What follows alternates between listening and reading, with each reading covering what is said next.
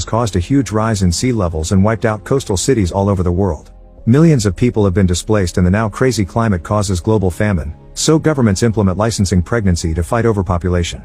To compensate for this, scientists create a series of robots known as mecha, who don't require as many resources to survive as humans do. The inventor of these mechas is Professor Hobby, who takes a female mecha apart in a conference while he explains that robots are programmed to react to damage or pain and to remember to avoid the cause of damage like a human would.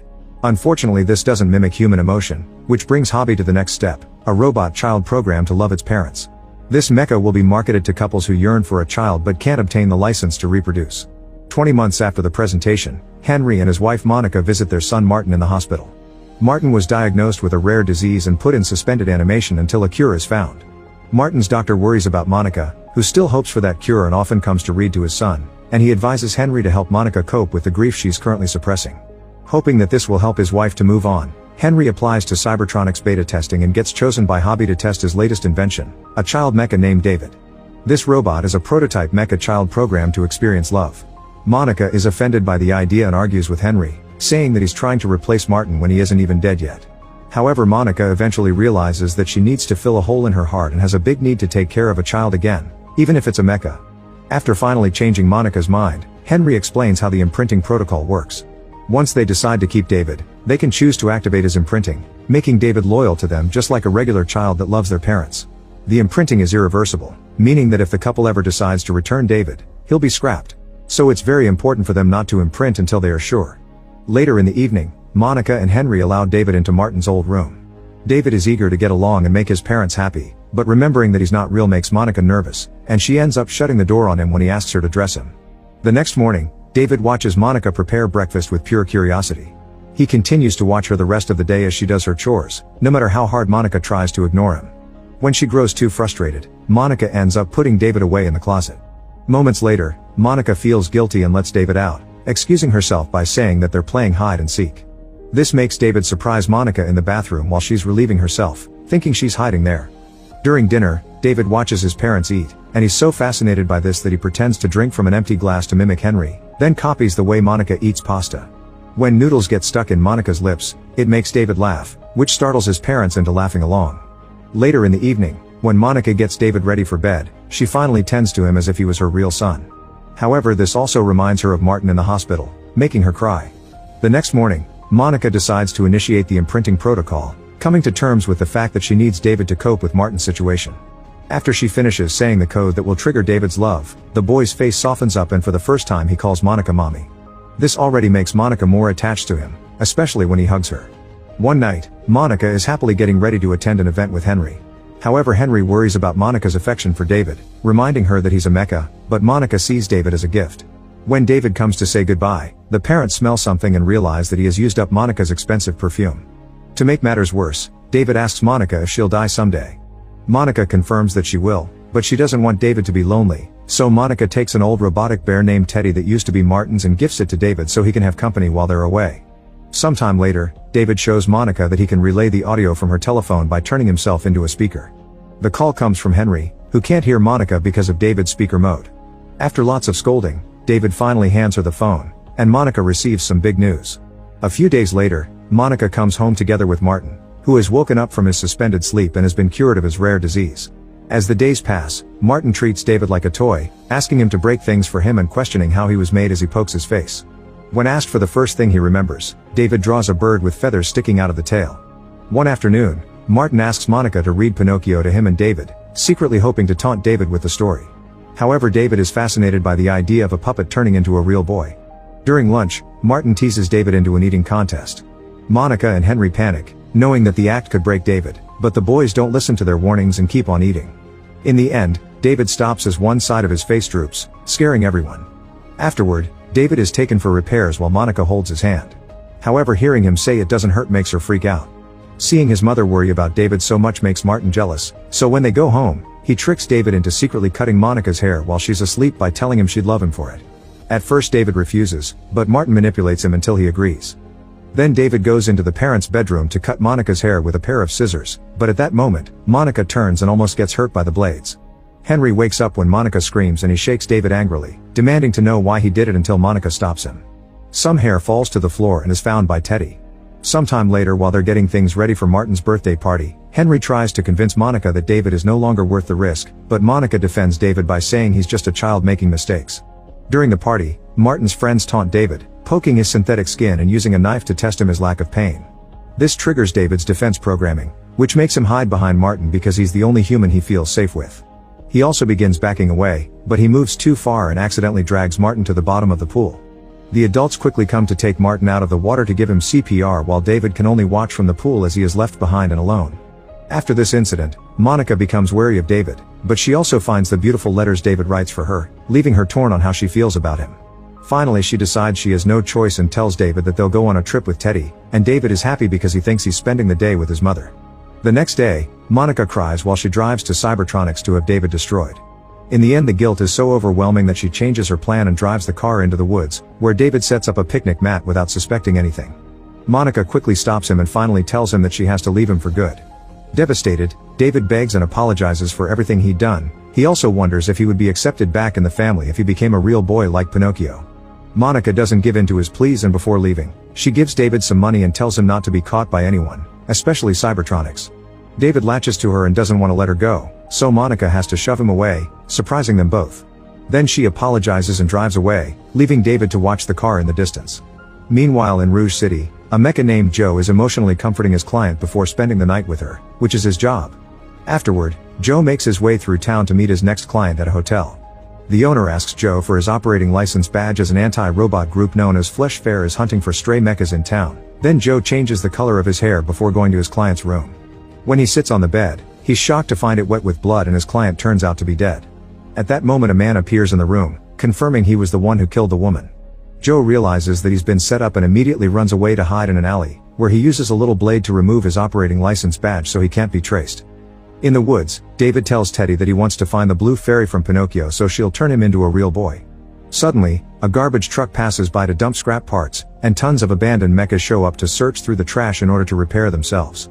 As David watches without believing what he's seeing, Joe shows up as well, and there is a moon-shaped aircraft coming after him. It turns out it's the Flesh Fair group, and the mechas immediately begin running away in fear as they are hunted down. This group kidnaps mechas and destroys them in a show to prove their anti-robot campaign.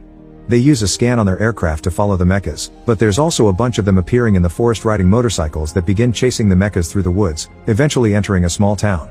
These guys fire magnetic discs to trap the robots and a few mechas are sadly captured, but David and Teddy manage to follow a few mechas into an abandoned cottage and meet a nanny mecha, who offers to care for him.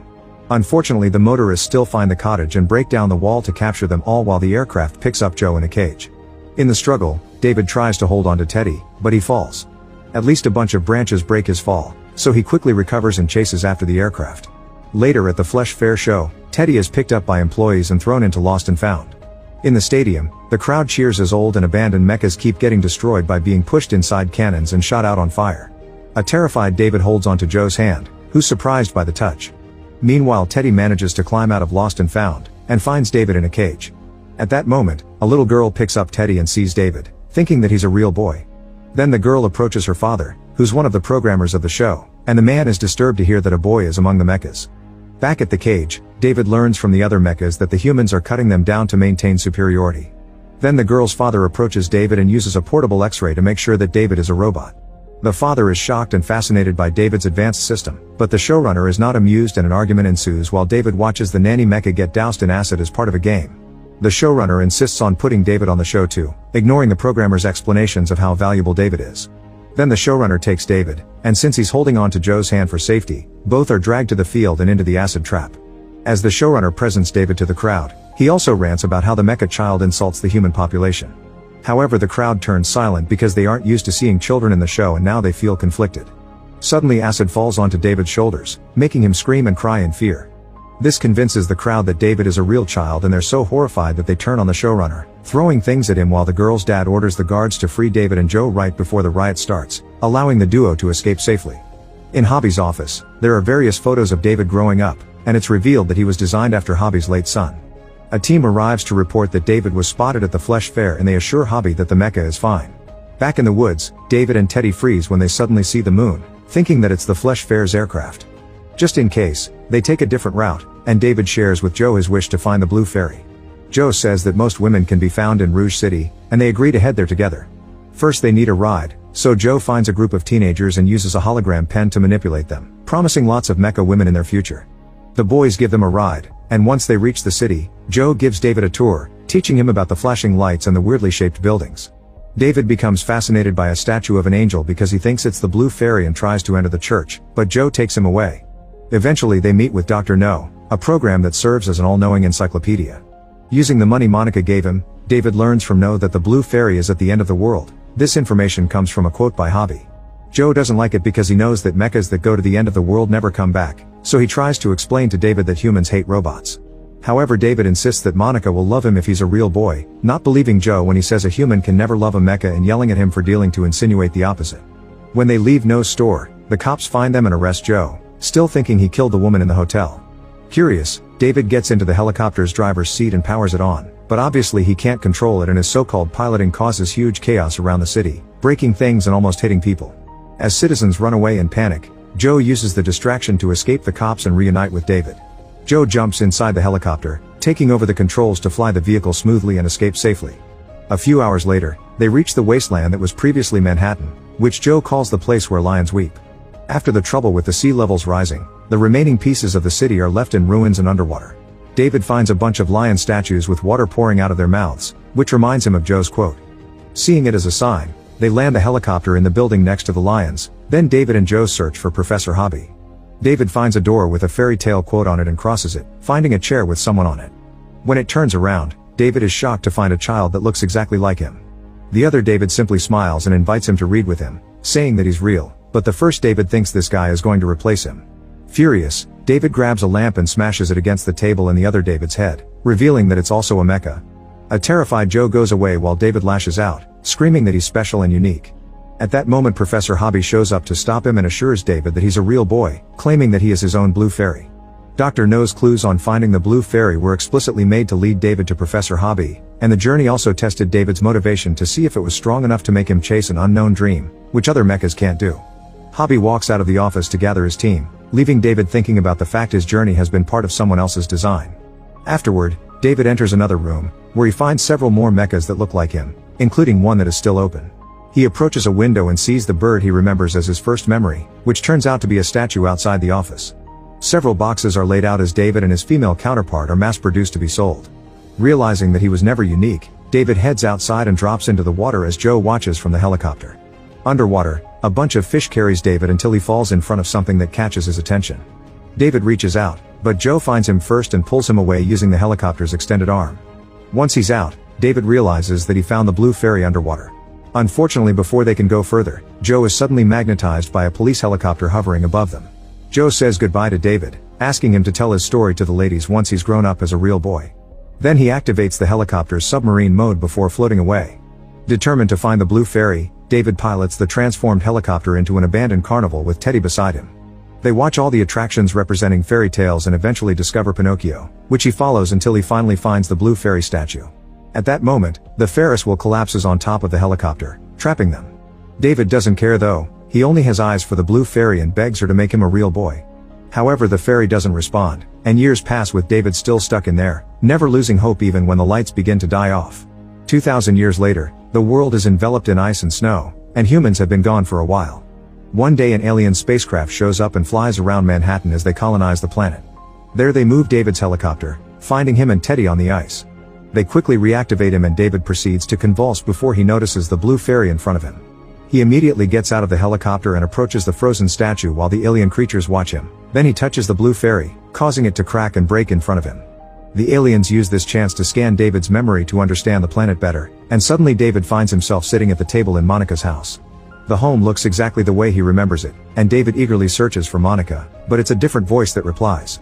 David is surprised to find the Blue Fairy alive and talking and asks her to turn him into a real boy, but she admits that she can't do that. The aliens use the Blue Fairy to speak to David, informing him that Monica is gone and the fairy can't revive her either because her remains are long gone too. While David mourns, Teddy approaches him to remind David of the time he cut Monica's hair and reveals that he kept that same lock of hair, meaning the aliens could now bring back his mother. David goes to his old bedroom and fondly remembers his friend Joe while Teddy repairs himself. At that moment they see a figure at the door and think it's Monica, but it's actually an alien that confesses to be fascinated by humans. He wishes to bring humanity back by using organic traces to clone them, But unfortunately all his tries have failed so far because the clones only live for one day. This will also happen if they bring Monica back. David still holds on to the hope that Monica will be special like him and last forever like he did while trapped in the helicopter, so he goes looking for her. He finds her in her bedroom and begins to cry while brushing hair from her face. At that moment Monica wakes up and greets David with a warm smile. Now for this one day, David and Monica can spend some time together. David happily shows Monica paintings of his journey, they play hide and seek, and they celebrate his birthday too. When the lights outside grow dim, David tucks Monica into bed, worried that she won't wake up. Suddenly Monica tells him she loves him, which makes David smiles in a mix of grief and joy. Then he decides to sleep next to her, reaching his dreams for the first time in his life.